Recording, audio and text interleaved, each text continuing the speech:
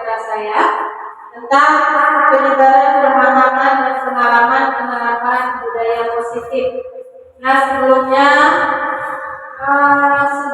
kita mengucapkan alhamdulillah, di mana Allah telah memberikan kesehatan kepada kita sehingga kita dapat berkumpul di ruangan ini untuk melaksanakan kegiatan ini.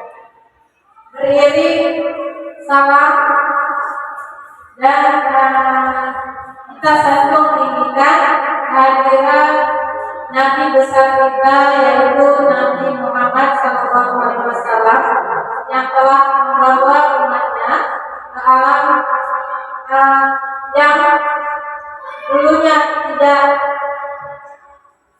memiliki ilmu yang sebegitu luasnya seperti sekarang ini. Sampailah kita ke zaman yang sangat luar biasa, yaitu zaman yang penuh dengan teknologi seperti sekarang. Baik, ibu-ibu, kita mulai saja untuk materi hari ini, yaitu tentang menyebarkan pemahaman dan pengalaman penerapan budaya positif.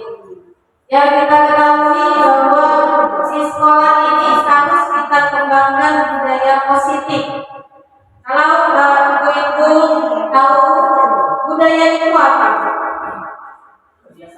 Iya, budaya itu kebiasaan. Berarti kita harus menerapkan kebiasaan positif di lingkungan sekolah kita. Baik itu untuk warga sekolah, kepala sekolah, guru, siswa, orang tua, atau lingkungan sekitar. Jadi di sini penerapan budaya positif ternyata tidak semudah kita menggunakan telapak tangan.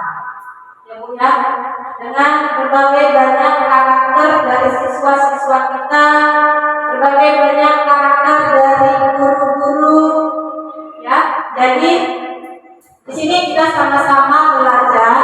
Nah, saya juga bukan maksud untuk menggurui, tetapi apa yang saya dapat itu saya tularkan kepada teman-teman.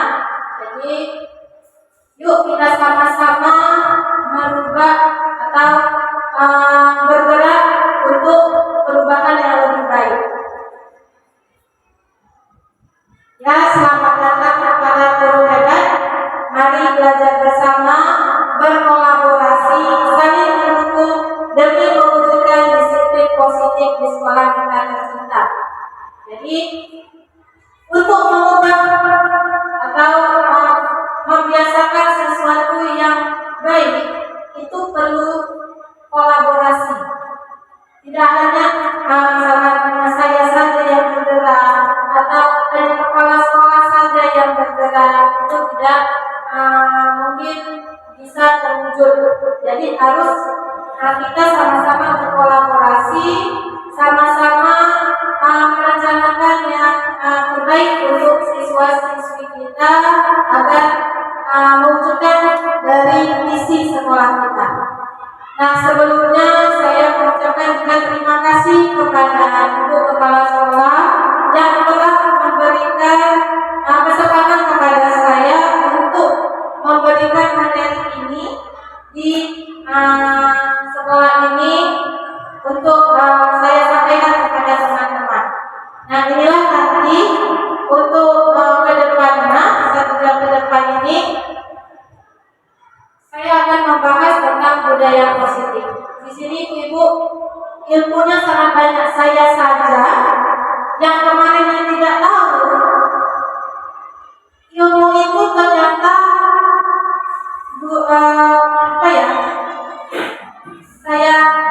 kita sudah merasa tahu, ternyata diberi ilmu itu kecil sekali ilmu kita. Masih banyak ilmu di luar sana tentang bagaimana menanamkan karakter siswa, bagaimana menanamkan karakter dari guru itu sendiri untuk dapat mewujudkan disiplin positif kepada siswanya.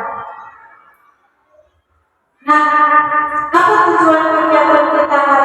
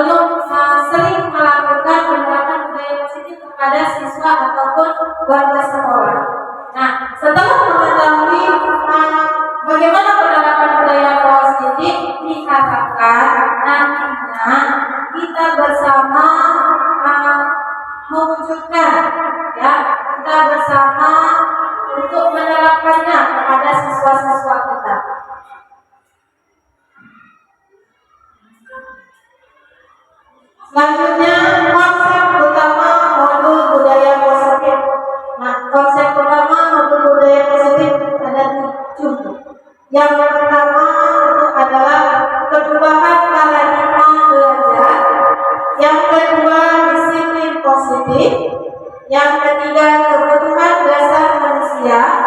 Yang keempat, motivasi perilaku manusia. Yang kelima, posisi kontrol restitusi. Keenam, keyakinan kelas. Yang ketujuh adalah segitiga restitusi. Nah, di sini kita bahas satu persatu apa itu perubahan paradigma belajar. Paradigma belajar pembelajaran dengan paradigma baru dirancang berdasarkan prinsip pembelajaran yang berdiferensiasi, sehingga setiap siswa belajar sesuai dengan kebutuhan dari tahap perkembangannya untuk mewujudkan profil pelajar Pancasila. Bagaimana pembelajaran yang berdiferensiasi? Pembelajaran yang berdiferensiasi itu mungkin kita kenal di saat kurikulum merdeka, ya kan? Ini yang baru kita kenal nih, pembelajaran yang berdiferensiasi. Kita melakukan pembelajarannya sesuai dengan minat dan bakat siswa. Nah, nanti dia tujuannya itu adalah mewujudkan profil pelajar Pancasila. Di mana aja profil Pancasila? Mungkin setiap hari anak kita sudah menyanyikan itu ya. Jadi beriman bertakwa kepada Tuhan Yang Maha Esa dan berakhlak mulia, kebinekaan global, bergotong royong, kreatif, bernalar kritis, mandiri. Jadi diharapkan kita sebagai pendidik itu merancang pembelajaran yang berdiferensiasi sehingga mewujudkan anak-anak yang suka bergotong royong. Makanya sekarang kalau yang merdeka itu anak-anak dikelompok-kelompokkan, ya. Mungkin ibu-ibu sudah paham tentang asesmen diagnostik. Ya, kalau di kurikulum merdeka itu wajib dibuat. Ya, itu wajib dibuat. Kenapa? Kita mendiagnostik dulu anak-anaknya, minatnya itu kemana, kemampuannya itu bagaimana. Jadi mengelompoknya bukan dari nilai anak-anak di kelas sebelumnya, tetapi kita diagnostik atau kita diagnosa itu dari kita buat kasus diagnosis itu dibagi dua ya, ada kognitif, ada non kognitif. Jadi yang kognitif itu tentang pelajaran, dan non kognitif itu tentang minat dan bakatnya. Jadi kita buat kita rancang sendiri apa soal-soal yang mau kita kelompokkan anak tersebut. Apakah dia termasuk anak yang visual, apakah dia termasuk anak auditori, atau termasuk anak yang kinestetik. Ya, seperti itu ya. Nanti kita bahas lebih dalam. Nah, sekarang yang kedua itu adalah disiplin positif. Jadi kita lanjutkan ke disiplin positif. Dalam budaya kita, makna kata disiplin dimaknai menjadi sesuatu yang dilakukan seseorang pada orang lain untuk mendapatkan kepatuhan. Kita cenderung menggunakan kata disiplin dengan ketidaknyamanan.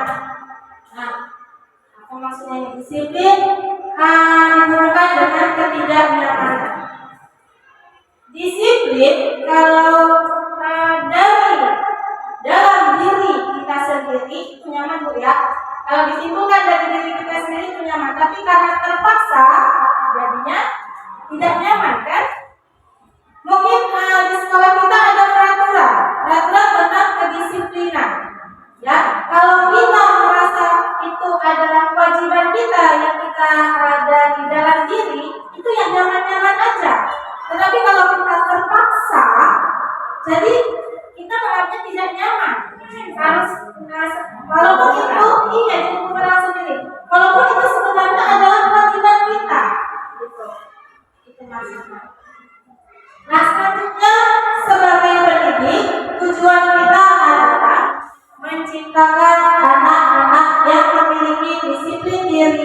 sehingga mereka bisa berperilaku dengan mengacu pada nilai-nilai kebajikan universal dan memiliki motivasi intrinsik bukan ekstrinsik.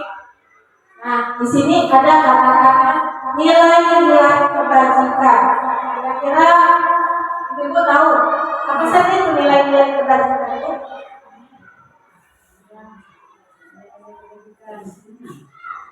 Nilai-nilai kebajikan.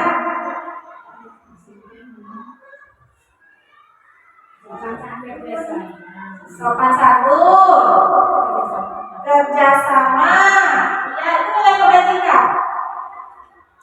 Apalagi nilai kebajikan, sifat bergotong royongnya bisa, ya kan? Sifat mandirinya, yang penting tujuannya itu yang positif, itu sudah termasuk nilai-nilai kebajikan. Nah, di sini ada memiliki motivasi intrinsik bukan ekstrinsik. Nah, inilah nanti selanjutnya akan dibahas. Intrinsik itu dari dalam, ekstrinsik itu dari luar. Nah, jadi ini yang kita harus tumbuhkan kesadaran dari siswa-siswa kita, ya, bukan mereka melakukan karena terpaksa, ya. Jadi bukan mereka melakukan sesuatu itu karena terpaksa. Mereka datang ke sekolah karena terpaksa, ya.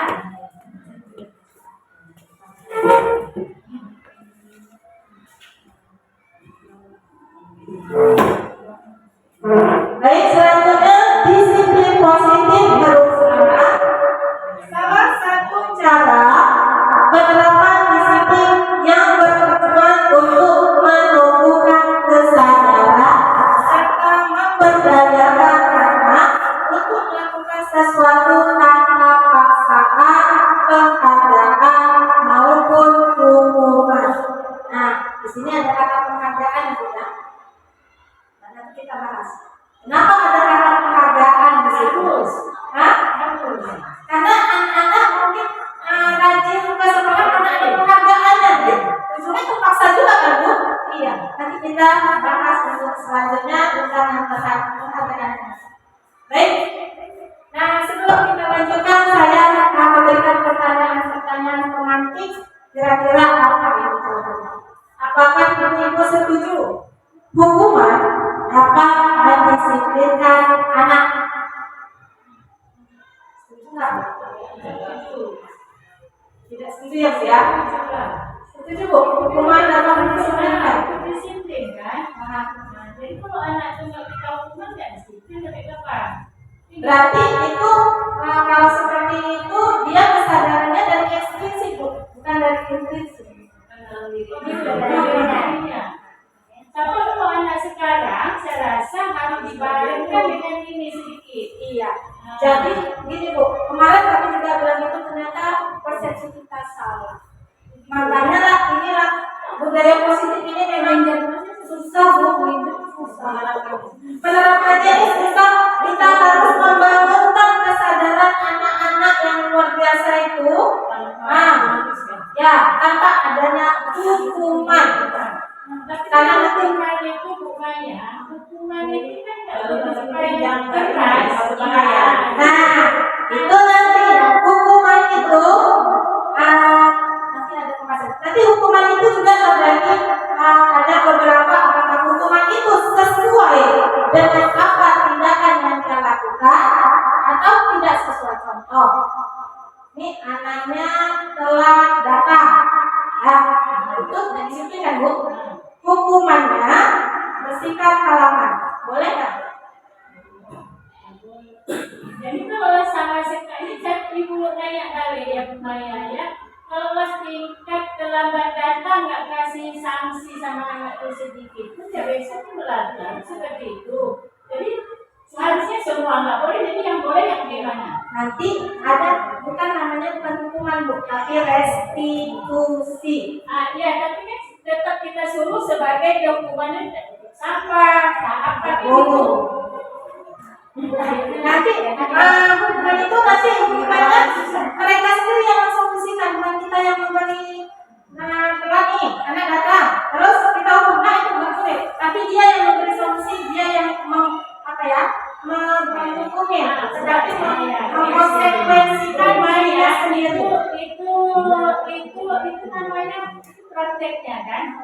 Ya kan? Tapi kan teori itu berbeda. Ya kan? Ini boleh aja. Iya, kalau prakteknya, iya praktek bagusnya dilanjutkan. Kalau dalam pembelajaran nggak boleh, karena nanti ini untuk mendisiplinkan anak itu ada 3 itu nanti hukuman, terus konsekuensi, ada restitusi. Nah nanti ada perbedaannya mana yang terbaik dari 3 ini. Nah gitu nanti ada perbedaannya. Nah apa isi jawabannya? Ternyata pemberian hukuman bukanlah cara yang tepat untuk mendisiplinkan anak atau siswa. Nanti penjelasannya ada. Oke, kita lanjutkan. Nah, yang kedua, apakah Anda setuju pemberian hukuman dengan hal positif seperti membaca atau membersihkan halaman sekolah dapat meningkatkan disiplin anak? Setuju. Kalau membacanya mungkin setuju ya. Membersihkan halamannya Bu. Sama kita Iya, itu membersihkan halaman itu termasuk penyiksaan. sama kita Ya, kata ini juga kata pasien kami kita tidak boleh menyiksa anak. Boleh. Kalaupun misalkan dia tidak pakai ya, suruh dia saling sampai 2 kali, itu boleh. Masih sesuai dengan PR. Tapi kalau nggak pakai ya disuruh bersihkan itu sampah, itu nggak boleh.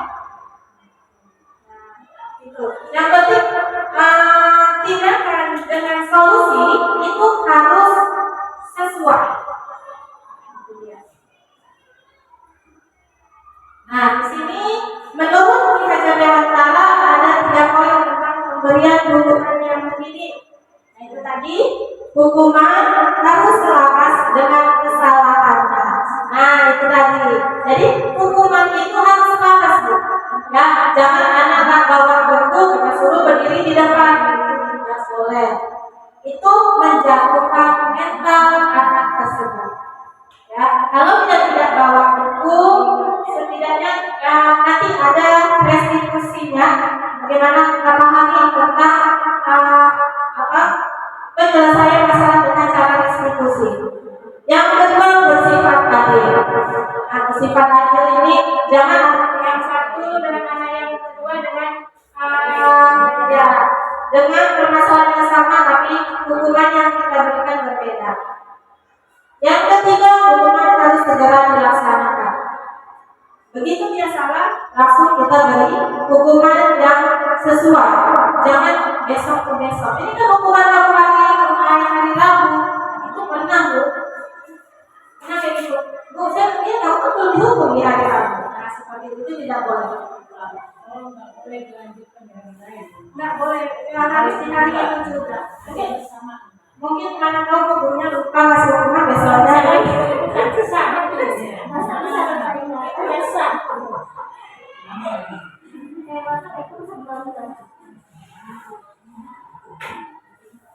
Selanjutnya, apakah Ibu setuju memberi penghargaan dapat meningkatkan motivasi belajar anak?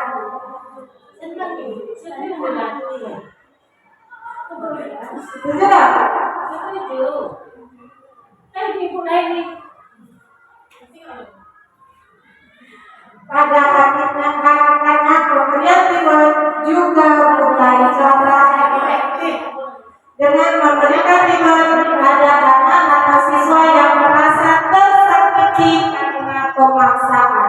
Kami kemarin juga berdebat tentang ini. Tentang penghargaan ini. Dia penghargaannya yang boleh seperti ini. Misalkan nih, siapa yang bisa Ibu kasih bonbon? Itu nggak boleh Bu. Yang boleh kasih penghargaan misalkan, ya Ibu siapa yang bisa menjawab di depan? Maju nih anak-anaknya kan. Saya Bu, ya siapa yang bisa menjawab? Kita kasih penghargaannya Pak. Oke, Ibu, ini tepuk tangan untuk anak Ibu. Nah, tapi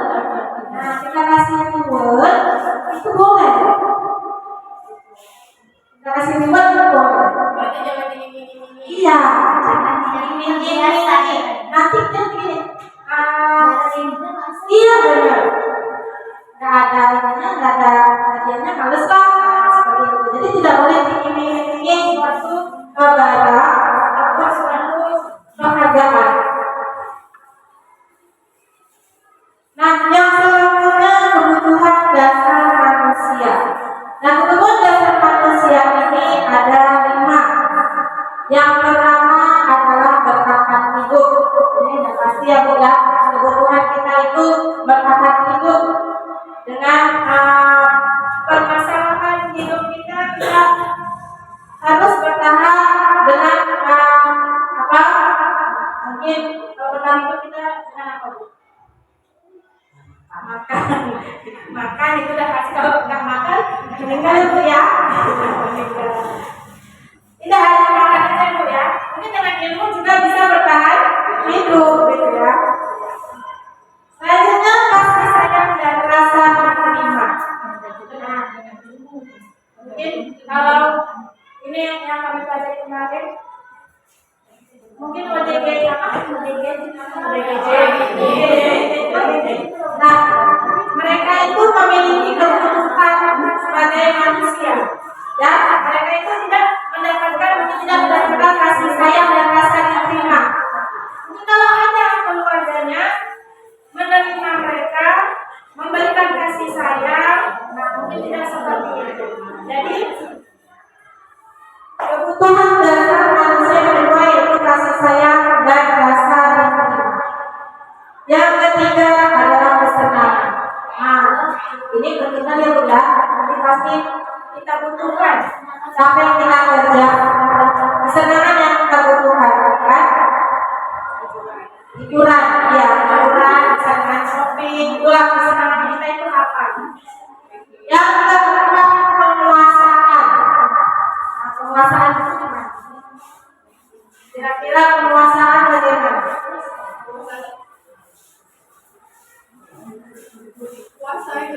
Nah, penguasaan itu sudah pasti kita butuhkan. Karena di rumah aja. Kita di rumah itu punya kita. Ya, merasa berkuasa ya kan Bu? Ya, itu rumah kita sendiri. Berarti itu kebutuhan kita. Apa mau orang masuk sesuka hatinya ke rumah kita? Kan nggak mau kan? Makanya di situ kebutuhan dasar manusia yang keempat adalah penguasaan. Nah, yang kelima adalah kebebasan. Kita manusia bebas. Dengan bebas kita nyaman, ya. Tapi bebas kita juga sesuai dengan aturan. Nah, jangan bebasnya dia sesuai dengan aturan menjadi apa ya?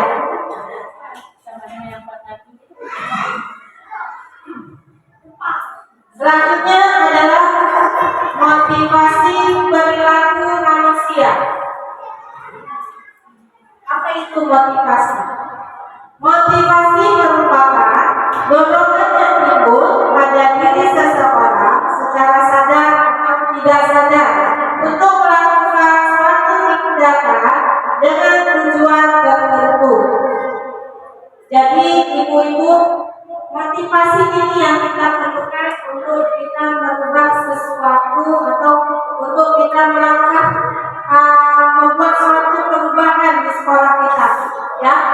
Motivasi ini yang harus kita cari. Kalau belum termotivasi, coba dicari mana yang menjadi motivasi ini mana. Kalau bukan orang yang bisa kita tidak, cari orang yang luar. Contohnya saya itu termotivasi dengan aplikasi TikTok itu cukup banyak guru-guru yang kreatif, guru-guru yang inovatif. Saya termotivasinya seperti itu. Ya, jadi di luar itu banyak orang-orang yang bisa menjadikan motivasi. Nah, sekarang kita bahas tentang menghindari ketidaknyamanan dan lingkungan. Murid melakukan disiplin diri karena dia takut dihukum. Ini merupakan motivasi ekstrinsik. Nah, Ibu, jadi sekarang tugas kita, murid kita ini melakukan disiplin di sekolah jangan lagi karena takut. Karena kalau masih karena takut, itu berarti masih merupakan motivasi dari luar, bukan motivasi dalam diri. Nah, bagaimana itu caranya? Memang kita tugasnya itu banyak, sering-sering kasih wejangan, itu namanya itu memang harus seperti itu, sering kasih apa ya, pembelajaran yang nyaman untuk dia, yang menarik bagi siswa kita. Jadi dia motivasinya itu datang dari dalam diri dia sendiri. Jadi jangan lagi mamanya bilang yoga mau sekolah enak gurunya, nah pokoknya juga itu seperti itu. Jangan sekolah mau aku sama gurunya. Nah jangan itu lagi yang kita dengar untuk kedepannya. Selanjutnya mendapatkan imbalan dan penghargaan dari orang lain. Nah ini tadi yang kita bahas. Murid melakukan disiplin diri karena dia ingin mendapatkan imbalan. Ini merupakan motivasi ekstrinsik. Nah jadi itu tadi, kalaupun kita memberikan penghargaan, jangan kita iming-imingkan dulu terlebih dahulu di depan, ya. Tetapi kita beri rewardnya itu setelah dia mendapatkan atau mendapatkan nilai yang bagus. Jadi siswa yang lain juga ternyata kalau nilainya bagus itu mendapat penghargaan ya, tapi tidak diinginkan dari awal. Kalau diinginkan dari awal itu sudah pasti anak yang lain juga iri, itu pasti itu aja ya. Tapi kalau dia tidak tahu akan dikasih penghargaan, ternyata kalau bisa dapat ini misalnya, walaupun dia seperti itu bilangnya, tapi itu udah tidak semangat.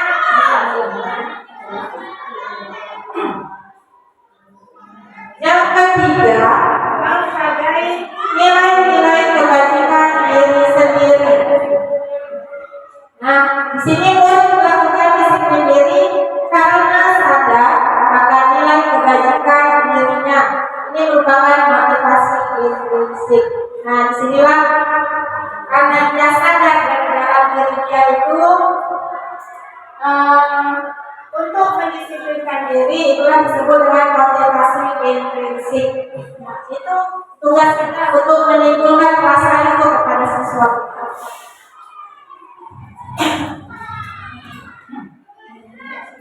Sekarang selanjutnya ibu-ibu, konsep disiplin dengan identitas gagal. Berarti kalau ada identitas gagal, pasti ada identitas sukses ya. Jadi kita bahas dulu yang identitas gagal. Ibu-ibu, konsep disiplin dengan identitas gagal. Nah, yang pertama adalah hukuman.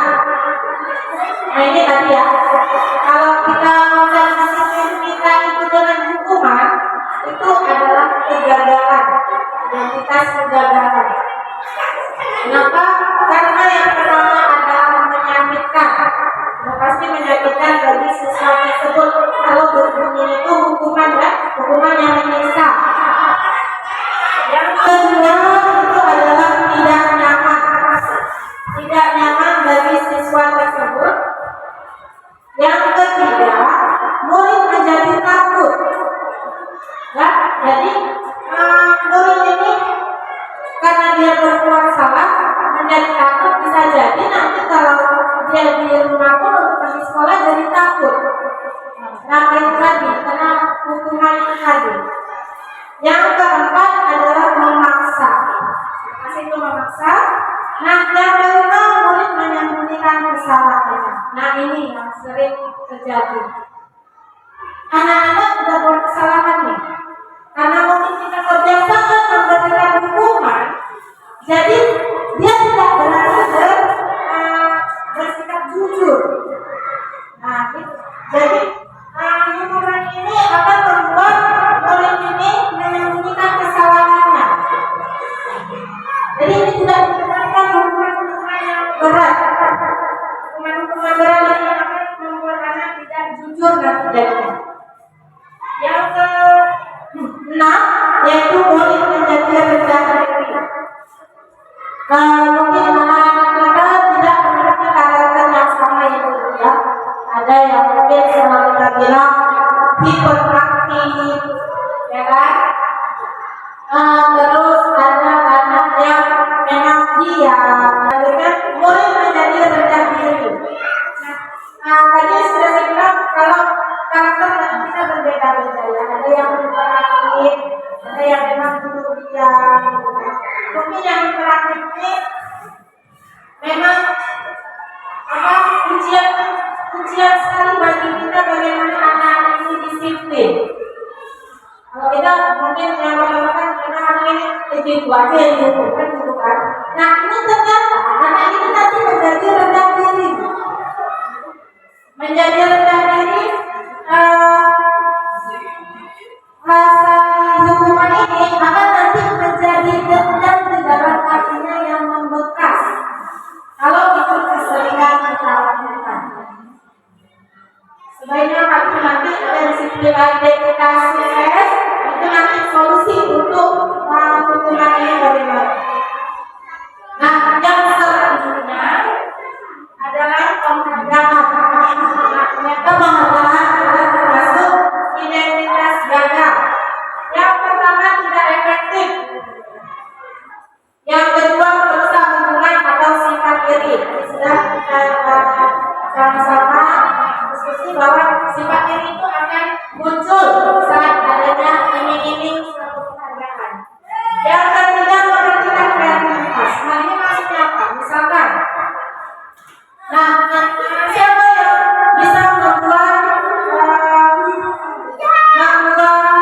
misalkan ini, membuat potongan ini ibu kasih uang 100.000 misalkan. Nah dia hanya kreativitasnya hanya sampai membuat ini. Ternyata cuma buat itu cuma bisa dapat 100.000 kok. Nah itu akan mengatakan kreativitas dia yang lain. Nah maksudnya di situ dia tidak mau mengekspor kemampuan dia dari diri dia sendiri itu, tidak mau mengembangkannya lagi, hanya sebatas di dalam kelasnya aja, tidak mau keluar. Itu dia mematikan kreativitas. Nah yang keempat tertutup dengan sistem ranking. Nah sekarang kita sudah di mereka tak boleh lagi sistem ranking dan nah ini juga tidak dibenarkan penghargaan dengan sistem ranking. Ternyata juga merupakan hukuman. Kenapa? Karena anak yang mendapat ranking yang di bawah itu akan merasa minder. Jadi kalaupun ada ranking atau ada jenjang itu dia hanya guru yang tahu. Orang tua pun tidak boleh dikasih tahu. Kenapa? Orang tua bisa kita kasih tahu ini. Bu, kan dapat kita pasti punya nih. Tapi kalau orang tuanya dulu, kan harus diajarkan kita kan seperti itu. Jadi kalau kita kasih tahu satu orang itu di luar mereka cerita dan mereka membandingkan anaknya. Oh kata ibu ini sih ranking segini, kamu rankingnya berapa? Nah inilah makanya tidak boleh menggunakan ranking. Karena bukan hanya orang tua yang lihat, dan siswa yang lihat, ternyata orang tua juga bisa belajar. Yang kedua, merampas hak menghargai dirinya. Nah, penghargaan itu hak anak itu masing-masing memiliki hak untuk dihargai juga oleh gurunya. Ya, jadi dengan memberikan hanya beberapa orang saja, jadi dia merasa tidak memiliki hak untuk dihargai oleh gurunya. Nah, maksudnya seperti itu. Nah, sekarang ibu, sekarang kita masuk ke konsep disiplin pendekatan restitusi. Nah, inilah cara yang efektif untuk menanamkan disiplin positif pada murid. Nah, apa itu restitusi? Restitusi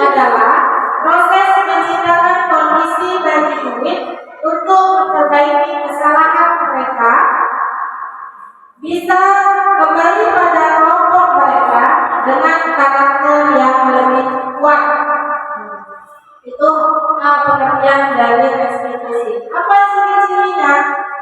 Yang pertama adalah bukan menebus kesalahan, namun belajar dari kesalahan. Jadi anak-anak ini berbuat salah, jadi menyelesaikan bukan karena mau menebus kesalahan itu. Bagaimana anak-anak ini menimbulkan kesadarannya untuk belajar dari kesalahan. Yang kedua, memperbaiki hubungan. Itu tadi, kalau kita menggunakan hukuman, itu kan jadi dendam kan? Ada pasti rasa sakit diri kepada siswa tersebut kepada gurunya. Ya, saya percaya pasti ada, walaupun kamu kan rasa itu enggak, walaupun udah kita hukum, pasti ada itu di rumah kali kami tadi dihukum ibu, kan gitu kan? Nah itu kan pasti ada rasa sakitnya walaupun sedikit. Yang ketiga, tawaran bukan paksaan. Nah kita menawarkan apa sih solusinya dari kesalahan yang kamu buat. Nah seperti itu. Yang keempat, menuntut untuk melihat ke dalam diri. Jadi Bu, kalau anak-anak membuat kesalahan, kita ini mencari akar dari kesalahan tersebut, akar dari perbuatan dia tersebut. Misalkan anak-anaknya telah datang ke sekolah, jangan hanya langsung karena kamu datang pasti kamu nggak tidur malam kan, kamu pasti main HP malam. Itu kita yang bilang, ya kalau bilang kita masih tunduk aja. Saatnya apa? Kita panggil, terus kita tanya mengapa dia datangnya telat. Itu yang kita cari. Itu tadi menuntut untuk melihat ke dalam diri. Yang kelima, mencari kebutuhan dasar yang mendasari tindakan. Nah itu tadi yang bersama kita mencari akar dari permasalahannya, akar dari perbuatannya itu apa. Yang keenam, fokus pada karakter bukan tindakan. Nah di sini kita memang harus banyak memberikan pendidikan karakter pada siswa kita. Yang ketujuh, memandang dan fokus pada solusi. Nah, jadi anak-anak ini sendiri nanti yang memberikan solusi. Apa sih solusinya agar tidak membuat lagi kesalahan yang sama? Baik, ibu-ibu, kita lanjutkan. Selanjutnya adalah, kita bahas perbedaan hukuman, konsekuensi, dan restitusi itu bagaimana. Nah, misalkan contoh kasusnya, murid sering tidak mengerjakan PR. Nah, mana yang dikatakan hukuman? Misalkan guru menghukum murid tersebut membersihkan halaman. Nah, ini hukuman itu. Yang kedua, guru marah dan murid menjadi takut. Nah, ini adalah hukuman. Nah, konsekuensi yang bagaimana? Konsekuensi, guru memberikan konsekuensi untuk mengerjakan PR-nya saat istirahat atau dikerjakan sebanyak 3 kali lipat. Nah, ini konsekuensi bukan hukuman karena dia sudah sesuai dengan kesalahannya. Tapi belum disebut dengan restitusi. Karena yang paling baik itu adalah restitusi, ini masih konsekuensi yang terakhir. Yang kedua, guru tegas dan murid mematuhi peraturan. Nah, ini ketegasan dan murid harus mematuhi peraturan. Yang ketiga, nah bagaimana cara restitusi? Yang pertama itu guru mengerjakan kegiatan kelas. Nanti ini kegiatan kelas akan kita bahas.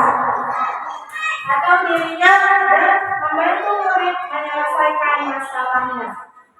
Nanti ada contoh video bagaimana cara kegiatan adalah ada restitusi. Ya, bagaimana guru membantu siswa atau membantu murid menyelesaikan masalah. Yang kedua, guru berbuka dan murid merupakan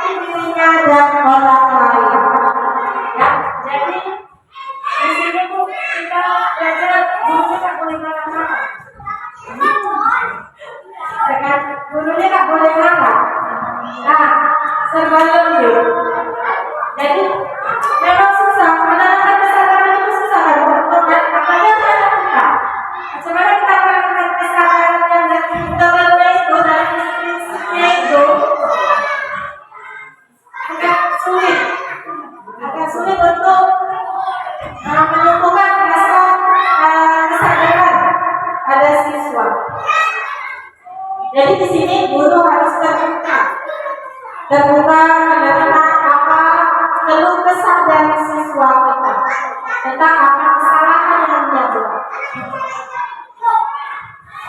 Selanjutnya ini 5 posisi kontrol restitusi atau 5 posisi dari guru itu sebagai apa? Satu tadi sama diri sendiri aja ini kalau yang pertama guru sebagai pendukung. Posisi kontrolnya guru sebagai pendukung. Kemarin kami waktu pas apa dulu kok kan ditanya nih sama pasnya kan ditanya nih 5 posisi kontrol restitusi. Ada guru SMA itu perempuan pula dia bilang dia sebagai pendukung. Cuma dia yang lainnya nggak ada bilang ada guru ini menyampaikan siswa SMA salahnya bu. Kan berarti kan bu ada perempuan. Kalau laki kan biasa kalau bapak-bapak perempuan SMA itu kan biasa kalau misalkan memang harus lebih garang dari anaknya. Ini memang itu garang. Jadi dia bilang sama saya penghukum. Tapi terkejut. Memang nampak. Jadi bacanya nampak itu sebagai apa ya? Diktator. Itu memang kalau di ruang kolaborasi itu memang mau menguasai seperti itu. Tapi dia terus terang hanya dia yang perempuan yang berani bilang dia adalah penghukum dan tidak menjelaskan penghukum yang bagaimana tidak jelaskan. Kami juga saya juga bilang saya juga sebagai penghukum, tapi bisa anak-anak yang memang berulang kali kita nasihati tidak bisa, penghukumnya yang sesuai dengan kesalahannya. Nah seperti itu. Bukan penghukumnya apa? Dia kalau penghukumnya sudah apa? Hasilnya mesti semua aja. Jadi ini penghukum dia cuma penghukum, tapi penilaian orang jadinya gimana gitu. Baik, itu yang kedua. Membuat merasa bersalah. Nah ini maksudnya bu, benar nggak bu? Di dalam kelas kita memberi penjelasan anak-anak sampai nangis. Saya dulu pernah. Saya dulu pernah di waktu saya pernah dulu. Ya saya sama anak pernah sama anak saya bilang, jadi kita bilang gimana lagi anak-anak itu sudah berbuat apa-apa, sudah capek itu berbuat kalian tidak paham, apalagi salah ibu. Itu adalah guru membuat rasa bersalah. Jadi bukan rasa bersalah itu sendiri, gitu. Sehingga dia mengakui ya maaf ya. Saya pernah saya kelas 20 waktu SMA bukan aktif. Anaknya masih beraktif. Jadi saya membuat apalagi Yoshio. Kenapa si Yoshio lagi lah yang buat masalah? Apa sih salahnya? Kan dalam kehidupan nggak salah. Jadi kenapa si seperti itu sampai berkawan dengan Tapi dia belum lutut. Nah ini adalah guru membuat rasa bersalah. Sebenarnya ada positifnya, ada negatifnya. Tidak harus seperti itu gitu sebenarnya, tidak boleh. Karena sebutan sesuatu sebenarnya tidak boleh setelah hasilkan seperti itu. Nah, yang ketiga, teman. Nah, teman ini yang ketiga ada positifnya, ada negatifnya juga negatifnya. Nah, guru sebagai teman, misalkan seperti ini, kamu kenapa buat reker? Ini gue beli babat, oh ya udahlah, besok nyambung lagi ya. Ya, masa ya udah tidak ada sanksi apa-apa yang diberikan, apa-apa. Jadi hanya kita jadikan teman, gitu. Tapi itu guru sebagai teman. Nah, yang keempat pemantau. Pemantau itu adalah kita melihat sana, mantau, gitu ya. Ini guru sebagai pemantau. Yang terakhir adalah guru sebagai manajer. Nah, yang kita katakan kita adalah yang guru sebagai manajer di kelas, manajer dalam pembelajaran.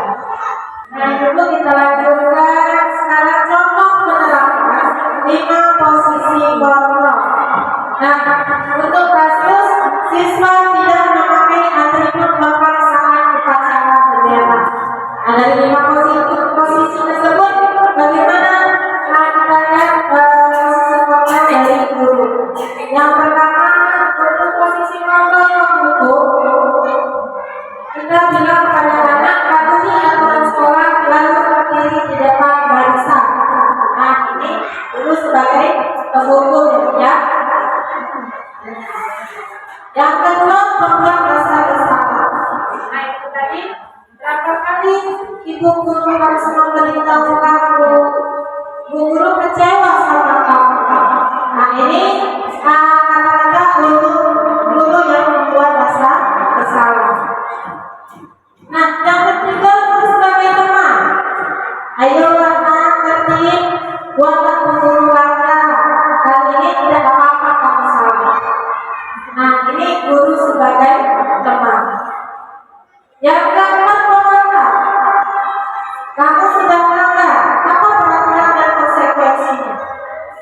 Nah, jadi ini sebenarnya ada tugas ya pemantaunya. Yang kelima adalah manajer.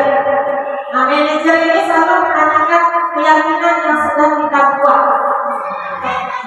Apakah kamu tahu apa masalah kamu? Kira-kira bagaimana kamu akan memperbaiki permasalahannya? Jadi anak-anak ini sudah bermasalah, mereka juga yang memberikan solusinya, sehingga mereka bertanggung jawab atas apa kesalahannya itu. Nah, sekarang kita belajar tentang keyakinan kelas. Jadi bu, keyakinan kelas ini dulu namanya aturan kelas ya. Aturan kelas. Apa beda aturan kelas dengan keyakinan kelas? Apa beda keyakinan kelas dengan aturan kelas? Tertib kelas.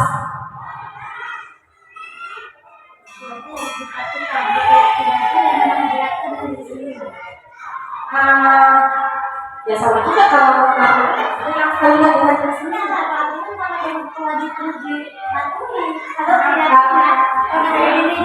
iya boleh itu boleh ya. Jadi kalau peraturan itu merupakan tanggung jawabnya itu ya kan, kewajibannya untuk mematuhi. Tapi kalau keyakinan itu bisa ya dari diri dia sendiri, timbul dari diri dia sendiri. Dari itu ya, kalau aturan kelas itu hanya dibuat sepihak, hanya guru yang buat aturan. Tapi kalau aturan kelas berdasar kesepakatan kelas. Nah, jadi anak-anak yang buat sendiri peraturannya, iya, jadi mereka lebih sadar. Aku sendiri buat peraturan, kenapa aku sendiri melanggar? Seperti itu. Ya. Nah, nih, mengapa keyakinan kelas? Mengapa tidak peraturan kelas saja? Nah, ini saya akan memberikan pertanyaan pemantik. Yang pertama, mengapa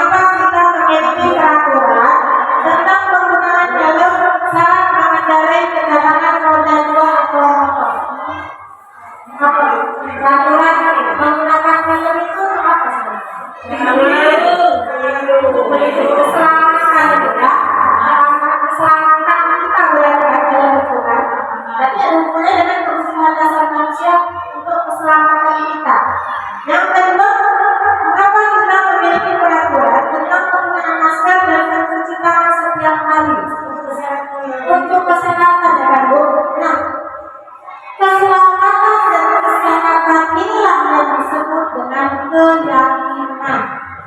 Kenapa? Karena itu kita butuhkan.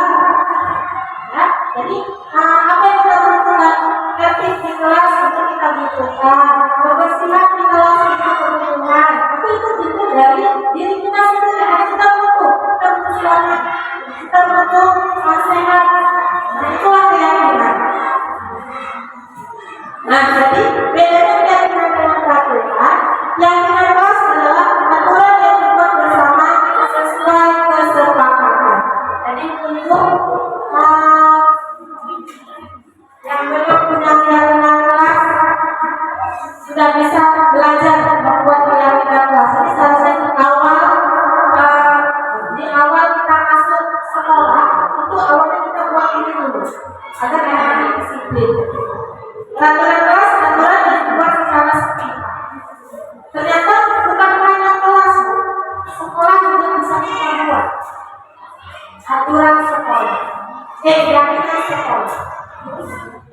Jadi misalkan untuk kepala sekolah, apa nih keyakinan kita? Tidak boleh datang terlambat, misalkan, ya kan? Tidak boleh datang terlambat. Itu dari keyakinan kita masing-masing dulu.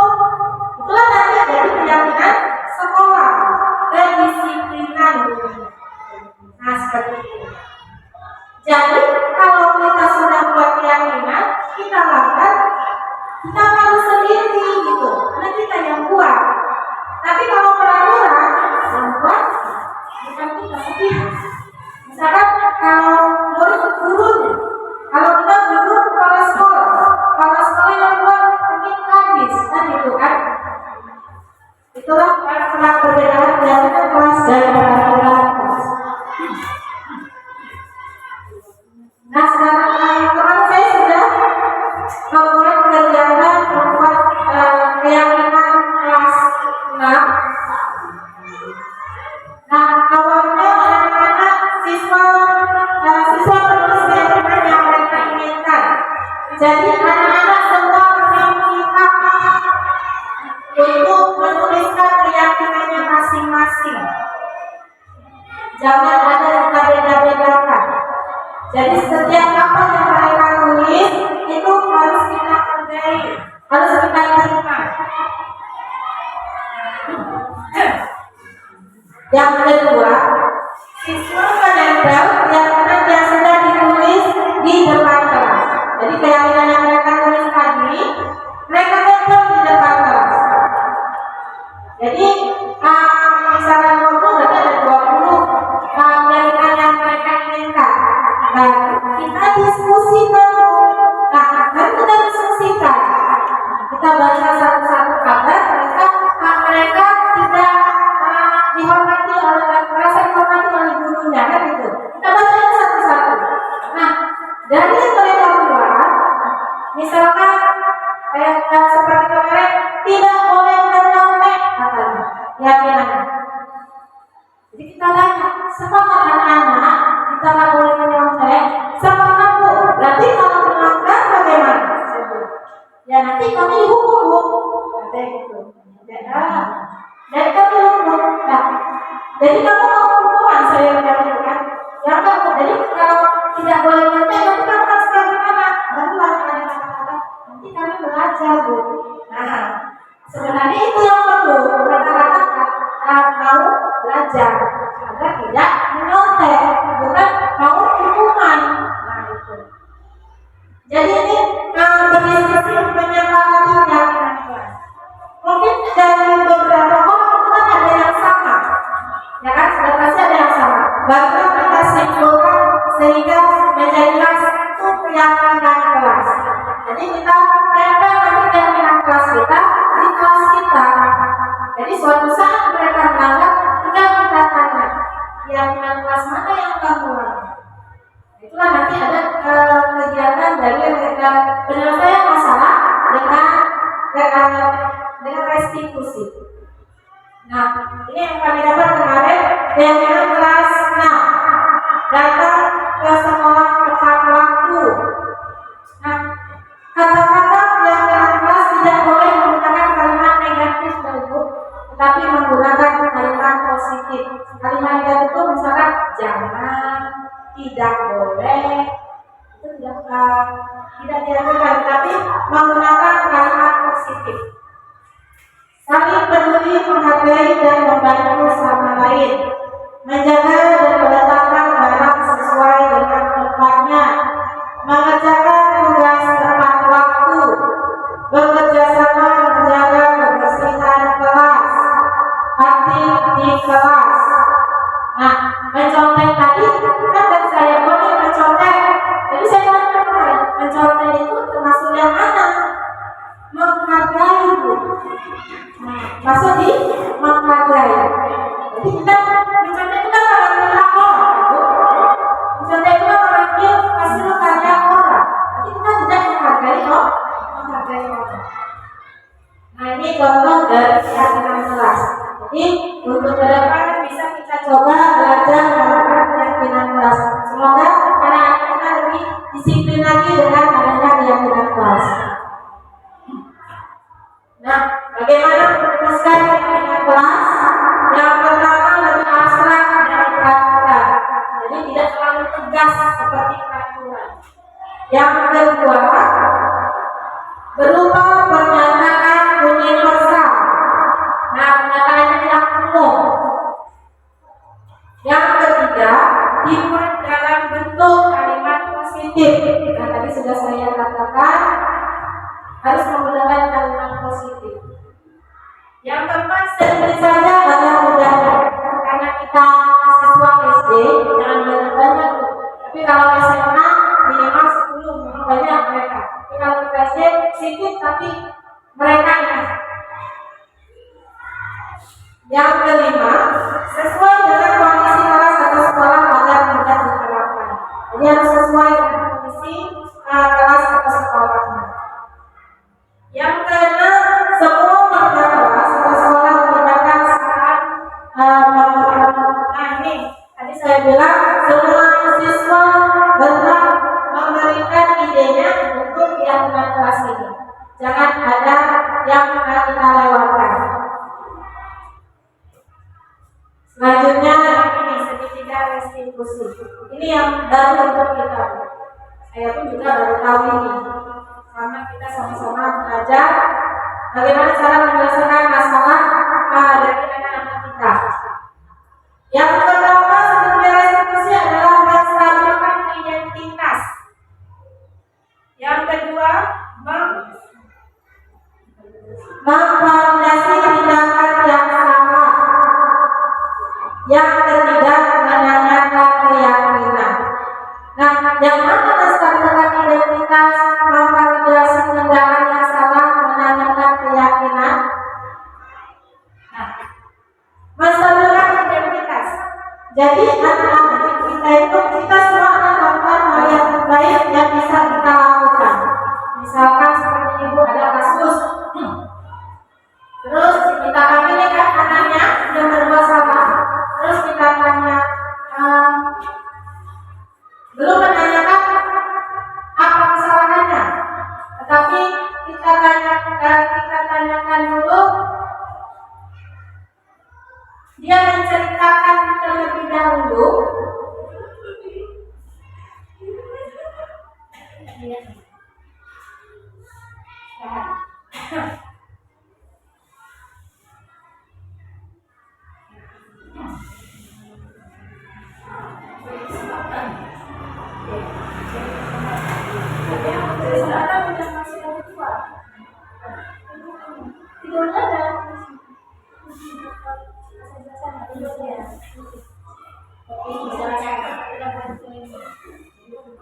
Baik, untuk perjalanan yang pertama adalah menstabilkan identitas. Kita semua akan melakukan hal yang terbaik yang bisa kita lakukan. Nah, ini maksudnya kita menstabilkan diri anak itu dulu. Ya, jadi baru kita berjalan lagi bertanya kepada anak tersebut, baru masuk ke memvalidasi tindakan yang salah. Baru kita tanya, semua perilaku memiliki alasan. Jadi setelah tadi dia bercerita, baru kita tanya tuh, perilaku kamu yang kamu buat ini pasti memiliki alasan. Nah, alasannya apa? Nah, jadi yang pertama tadi dia menceritakan kesalahannya. Yang kedua, terus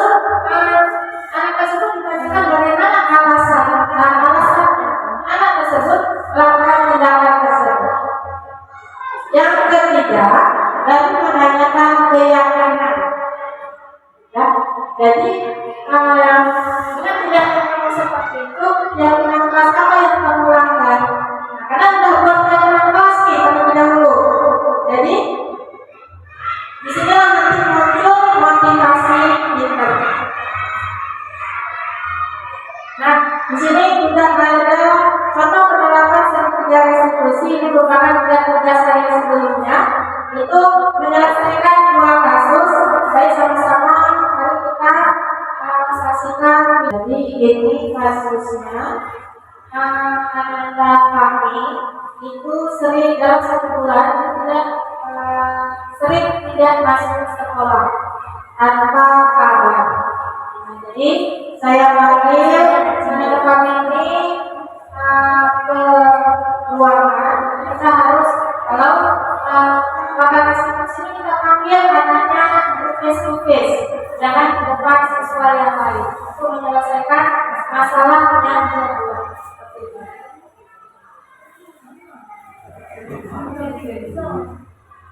Ide biasanya deh.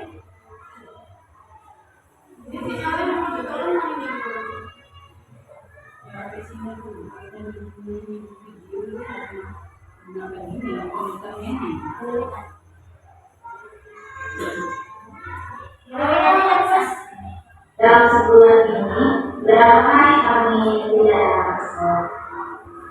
Saya tidak. Kami itu lalu mahasiswa lain juga pernah melakukan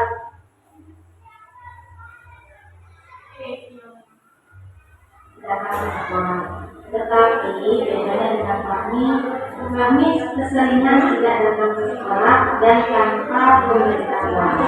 Dia akan tindakan kami ada alasannya kan? Kira-kira apa alasan kami melakukan atau tidak datang? Saya punya pulang, jadi akhirnya saya belum sakit kepala pusing itu saya akan menjawab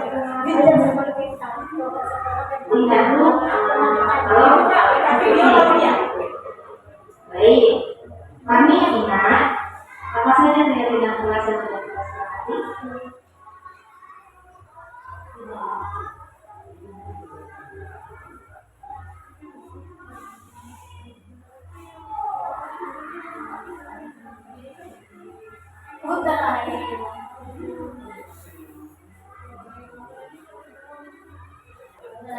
Baik Ibu-Ibu, setelah tadi tahapan restitusi, selesailah materi kita hari ini.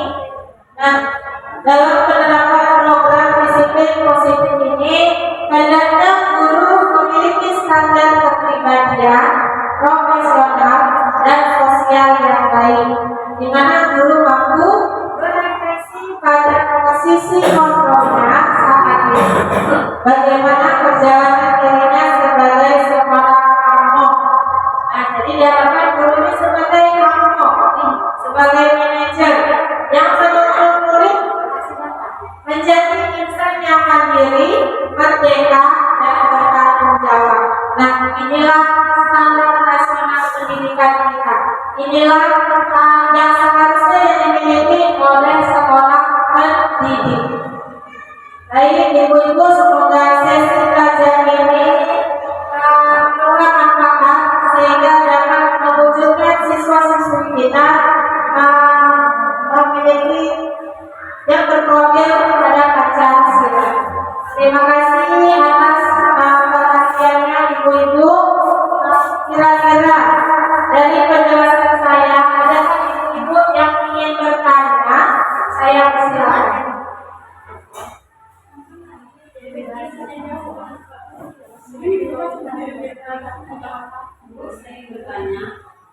Saya bertanya, salah satu contoh anak yang restitusi yang bagaimana ya Bu? Restitusi itu adalah kegiatan langkah untuk menyelesaikan suatu masalah. Masalah itu masalah apa yang ada di kelas kita? Misalkan anak menyontek, nah kan anak menyontek nih.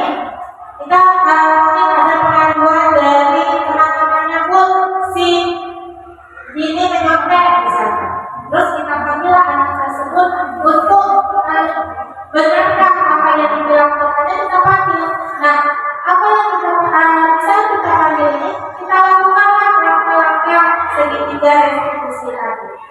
Ya, jadi semua masalah itu kita selesaikan dengan langkah-langkah restitusi. Nah, jadi waktu dia datang, kita tanya, kamu tahu kenapa kamu panggil kemarin, misalkan seperti itu. Misalkan, nggak tahu, misalkan dijawab seperti itu. Nah, kan kita datangnya dari pengaduan temannya, kan gitu. Ibu menanya kalau kamu tadi menyontek pekerjaan teman kamu ya. Oh iya Bu, kan gitu. Nah, coba kamu ceritakan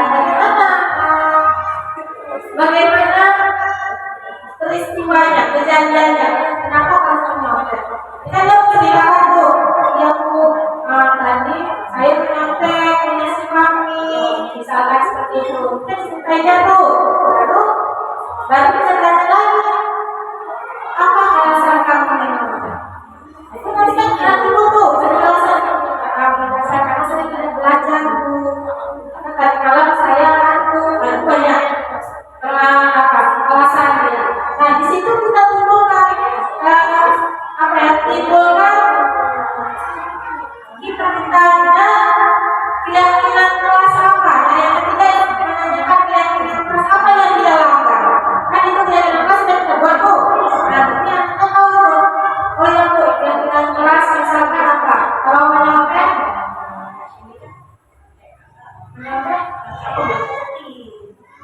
misalkan ada dia keyakinan kelasnya dibuat di situ jujur ya, menyontek, nah jujur berarti ya, keyakinan kelasnya apa? Jujur. Nah, dengan tindakan kamu benar atau sesuai dengan keyakinan kelas kita? Kita kasih jawabannya tidak sesuai Bu, seperti ini. Nah, dari kan tidak sesuai itu, apa yang kamu lakukan? Kalau kamu itu memperbaiki tindakan kamu itu, apa yang mau kamu lakukan? Ya benar, pasti menjawab, ya Bu, saya malah belajar, misalnya tidurnya malam lagi, nah seperti itu. Jadi dimunculkan solusinya oleh karena itu tersebut, dan kita menanyakan kesediaannya untuk merubah kebiasaan itu. Dan minta kesepakatan kita, dan kita sepakat ya merubah tingkah kamu atau perilaku kamu yang mencontoh itu tidak mau lagi mendengar kalau kamu mencontoh untuk kedepannya, misalkan seperti itu. Nah, jadi langkah-langkah restitusi itu bisa kita lakukan di semua kasus. Nah, jadi bukan kita marah, kita terus kasih hukuman. Itu yang kita lakukan.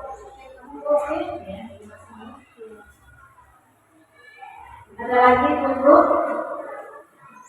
Baik, kalau tidak ada, karena tadi pun kita sambil berjalan sudah berdiskusi langsung. Terima kasih Ibu atas kesempatannya, atas waktunya berkumpul di ruangan ini untuk mendengarkan tentang budaya positif. Semoga kedepannya sekolah kita ini menjadi sekolah yang memiliki siswa-siswi yang berkarakter dan berbudaya positif. Terima kasih.